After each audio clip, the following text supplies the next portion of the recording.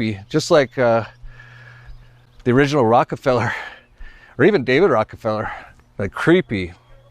Nicknamed Trey, but formerly known as William Gates III, Bill Gates was born in 1955 in Seattle, Washington, into a family of affluence and power. His father, William Gates II, measuring 6 feet 7 inches tall, was an attorney who co-founded Preston Gates and Ellis, a law firm that had offices across the United States and China. As a man highly involved in politics, William Gates holds quite the laundry list of accolades, as he sat on the board of eugenicist Margaret Sanger's Planned Parenthood before the era of Roe v.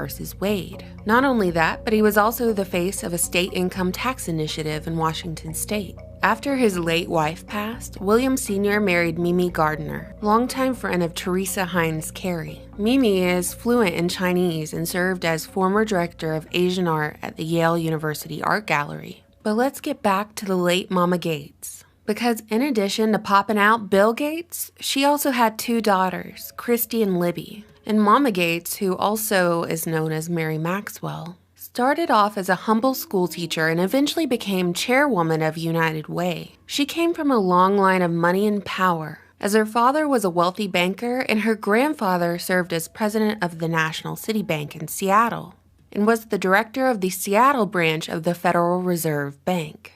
Bill is credited with making one of the first computer viruses during this time. Maybe this was where he learned that by creating the computer virus, he could profit from its removal. In 2015, in a TED Talk, Bill demonstrated more of his Nostradamus-like ability as he did when he was a child. You remember when he told all his teachers he'd be a millionaire by age 30? In this talk, he warned a coronavirus-like threat and predicted to the audience that he would be the savior of this future pandemic. Fast forward to 2018, when Bill ran a pandemic virus simulation which he projected would kill 33 million people if the simulation came to fruition.